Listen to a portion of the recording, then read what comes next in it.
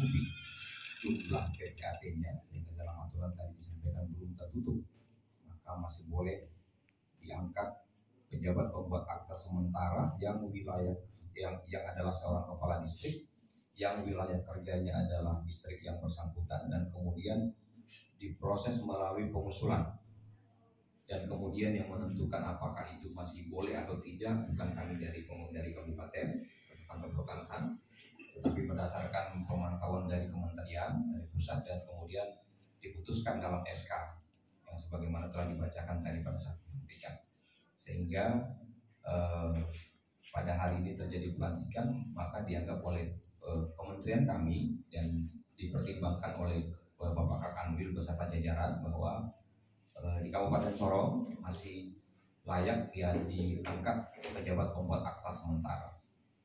Nah, pejabat pembuat akta sementara, kalau kita melihat sebelumnya bahwa terjadi pejabat pembuat akta sementara kepala distrik Aimas yang lama, kemudian penggantinya juga, dan berikutnya begitu juga dengan kepala distrik Maret yang lama, itu bukan seremonial semata, tetapi memang karena sekali lagi dipandang bahwa daerah ini masih membutuhkan PPAT dengan formasi PPAT yang masih kurang, ya.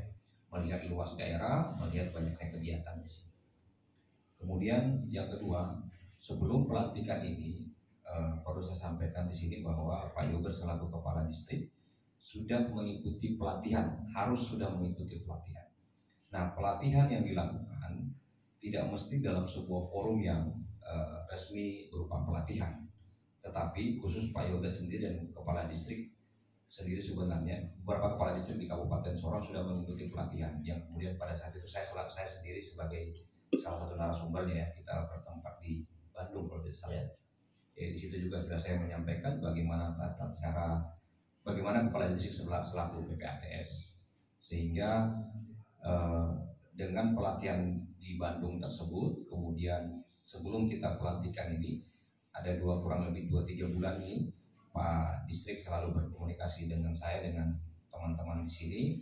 Di situ kami juga memberikan pemahaman, memberikan pengetahuan, keterampilan kepada Pak Distrik. Jika nanti diangkat sebagai PPAT, ini bagian-bagian harus diperhatikan.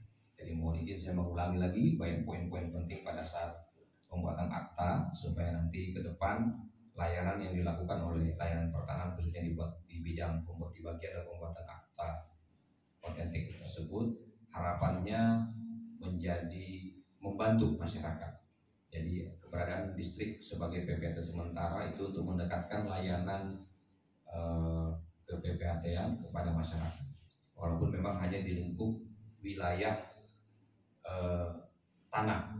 Jadi boleh masyarakat di kabupaten lain, di distrik lain mengurus, tapi yang menjadi daerah kerja adalah wilayah. Semua bidang tanah yang masuk dalam distrik Aimas yang sudah kemudian bersertifikat boleh dibuatkan akta otentik oleh Pak Yobet selaku kepala distrik yang saat ini adalah pejabat pembuat akta sementara. Yang kedua, dalam pembuatan akta tersebut Pak Yobet harus memastikan bahwa yang ada atau pihak-pihak harus di hadapan Pak Yobet selaku kepala distrik, selaku PPATS ketika menandatangani akta tersebut.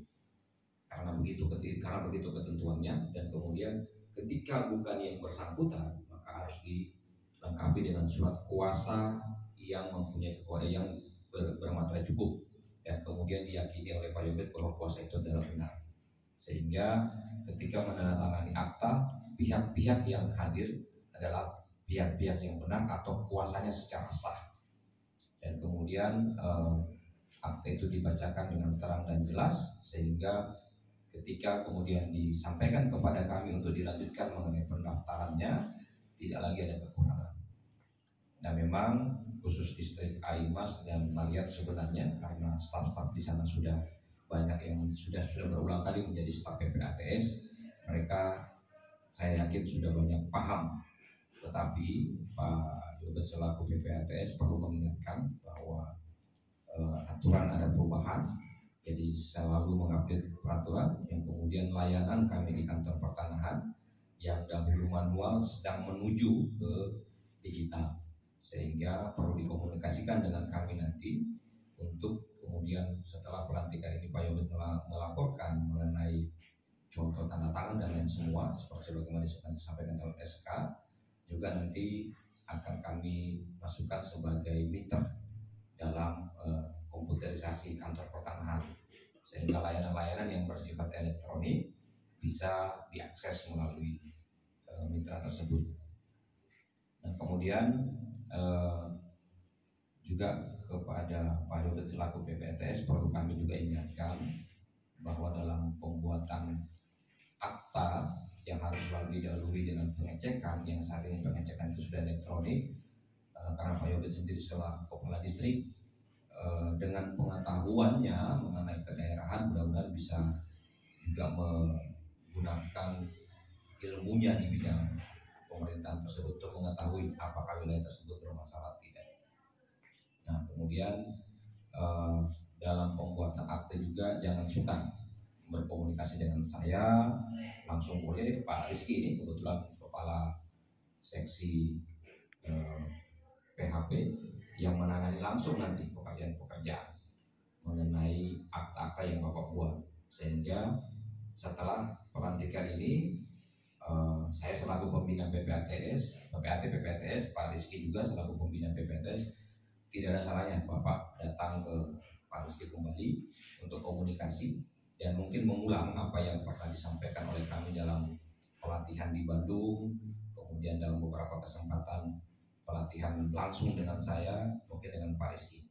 Harapannya ketika Bapak nanti bisa melakukan atau bisa membuat akta itu adalah akta yang benar, baik secara administrasinya maupun formil isinya, sehingga ke depan tidak ada masalah daripada akta yang Bapak produksi.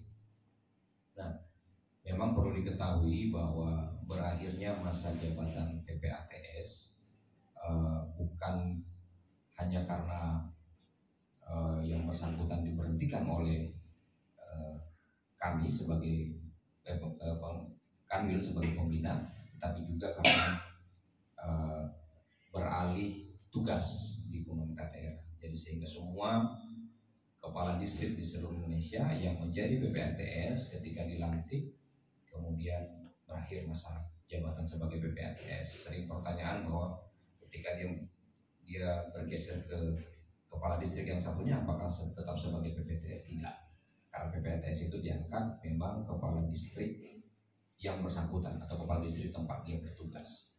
Itu sering jadi pertanyaan. Beberapa kepala distrik yang beralih tugas dan tetap kepala distrik, mereka harus tetap dibuatkan SK, dibuatkan SK, kemudian dilantik kembali, tetapi tidak perlu lagi mengikuti pelatihan karena sudah pernah mengikuti pelatihan.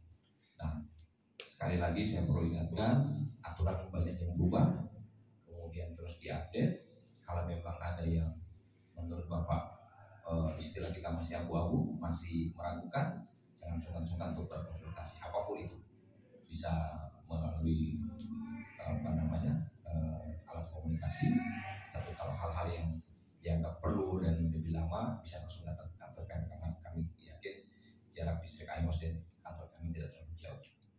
Mungkin itu yang perlu saya sampaikan. Di akhir ini saya perlu juga minta maaf kepada Bapak Ibu semua yang hadir. Mungkin acara kami ada kekurangan.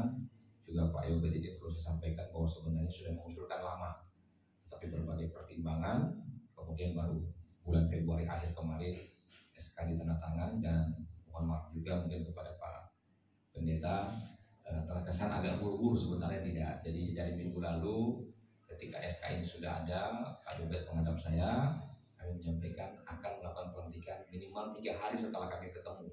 Jadi kalau kami ketemu hari Jumat, itu sebenarnya rencana kami di hari Rabu. Dan ternyata hari Sabtu kita mendapat kabar bahwa hari Rabu hari libur, sehingga kemarin saya undang Pak Yobet ke kantor saya, kami komunikasikan bagaimana kalau bisa besok, gitu ya. Nah, ternyata Pak Yobet setuju, maka kami coba bekerja kemarin untuk mempersiapkan hari ini. Ya, mungkin itu yang saya perlu sampaikan. Terima kasih atas kehadiran Bapak Ibu. Demikian, selamat pagi.